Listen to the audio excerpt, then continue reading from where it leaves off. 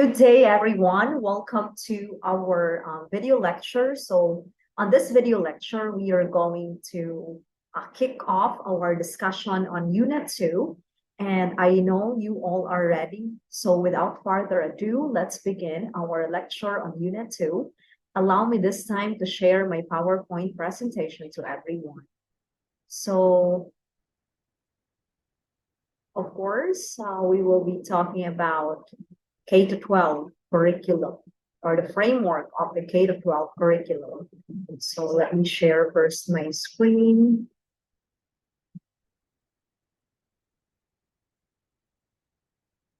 Here. All right, so now you can see my PowerPoint presentation, right? So as you notice, this is still the subject EM11, Technology for Secondary Language Education. This is still your teacher, you're still with me. So let's try to explore on the topics that we can explore, the things that we have to tackle on Unit 2. This is the K-12 curriculum framework. So we are going to delve deeper on the K-12 curriculum framework rather here in our country. So Lesson 1 under Unit 2, we will talk about the principles and guidelines of an effective language arts and multiliteracies curriculum. Then Lesson 2 would be the outcomes of the K-12 English curriculum. Lesson 3 will look into the components of the English curriculum. Lesson 4 under this unit would be alignment of the language and literacy domains. And Lesson 5, still under this unit, would be content standards and performance standards. So what is the K-12 curriculum framework? So we all know, class, that this is under the Republic Act 10533, or also known as the Enhanced Basic Education Act of 2013. And this is obviously one of the legacies of former President Benigno Aquino, because it is during his administration where the K-12 was implemented. So it became a law during his time, and of course it was put into implementation.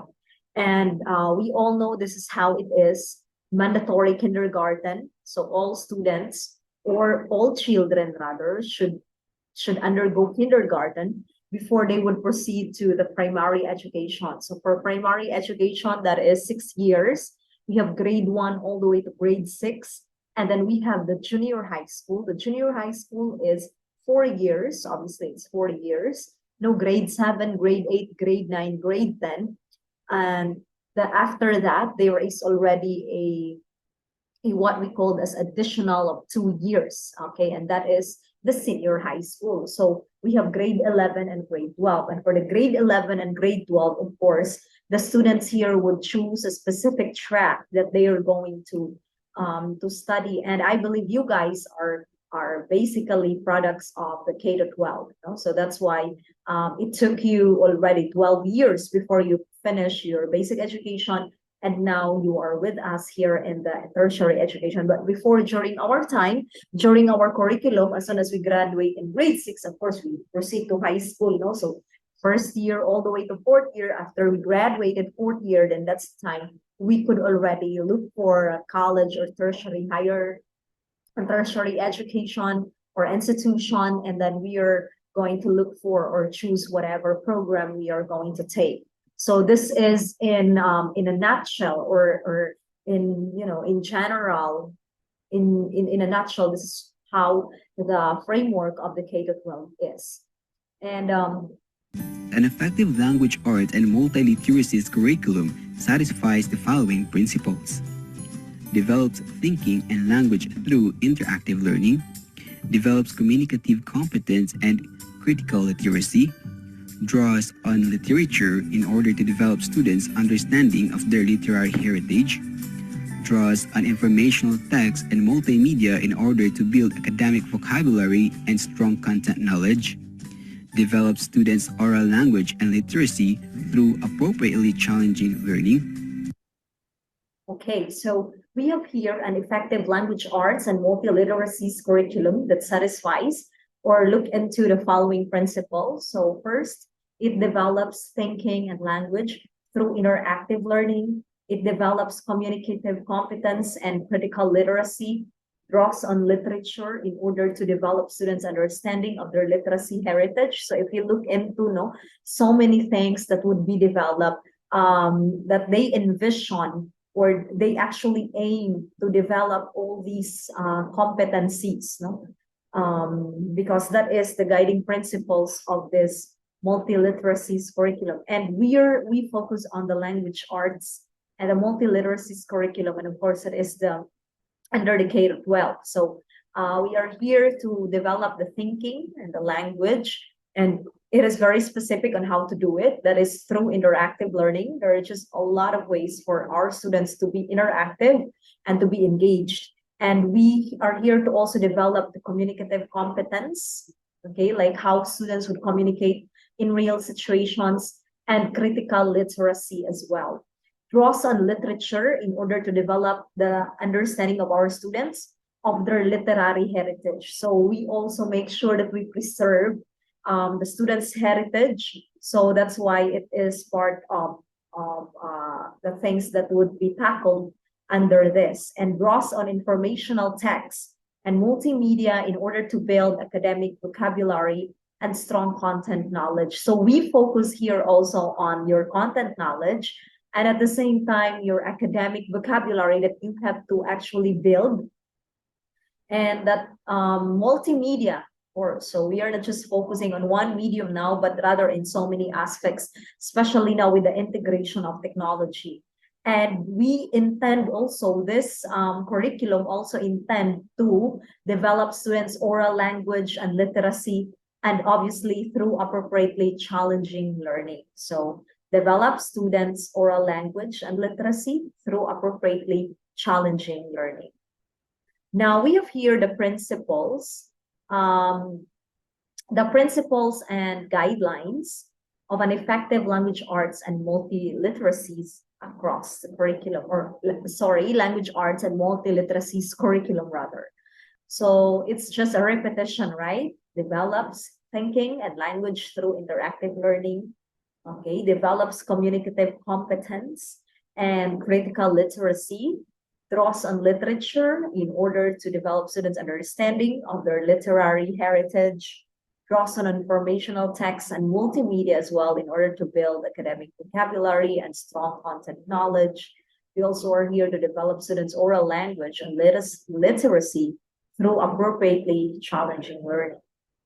Emphasizes writing arguments, explanatory or informative text, and narratives, provides explicit skill instruction in reading and writing, builds on the language, experiences, knowledge, and interest that students bring to school, nurtures students' sense of common ground in using language for communication as present or future global citizens to prepare them to participate in school and civic life, and assesses and reflects the student's ability to interpret or communicate in the target language. So we have here emphasizes writing arguments. Students now are also trained on how to argue, on how to explain, to create informative texts, and at the same time narratives. We are also here to provide explicit skill instruction. Okay, when we say explicit skill instruction in both reading and writing, we build on the language, the experience, the knowledge and interest that students bring to school. Okay, builds on the language, experience, knowledge, and interest that students will probably bring to the school. We also here, through this curriculum, we could also nurture, so part of the principles is to nurture students' sense of their common ground in using language for communication as present or future global citizens, to prepare them to participate in school and at the same time in civic life, in the community, and assesses and reflects the students' ability to interpret and or communicate in the target language. So this is one of the things that we have to really be mindful, that we are here to assess and reflect the students' ability to interpret or communicate using the target language. In our case, of course, it's English.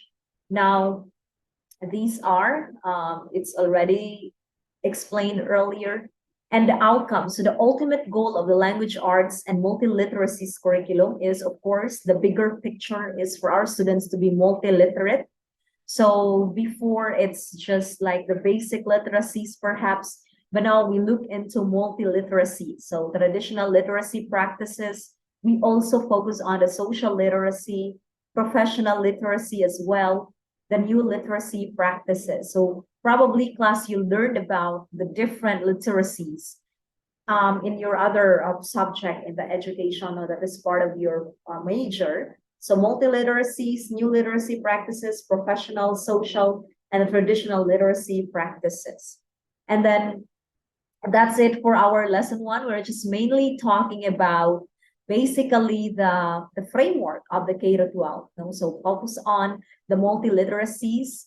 At the same time, in terms of language arts, you also know very well the principles that basically being guided, or it is these are the principles where the curriculum really is based on. So and you could really read it here. What are these principles? Okay, and then we have here this is the very basic, no? The framework of the K-12 curriculum. So this is it for lesson one, everyone. I hope there are things you learned. Okay, the guiding principles. We have here all languages are interrelated and interdependent. We also look into the language acquisition and learning as an active process that obviously begins at birth, but definitely it depends on the who, or it depends on the linguist that you believe as well. And learning requires meaning, and learners learn about language and how to use it effectively through their engagement with and study of text. And successful language learning involves the viewing, the listening, speaking, the reading, and the writing activities. So we look into the 4 macro skills. So this is for lesson one. So thank you very much for listening, everyone. I hope you learned a thing or two from this video lecture. It's very short, which is good. So next video lecture, it will be all about lesson 2. Thank you very much for watching. And I will see you on the next video lecture. Bye, everyone.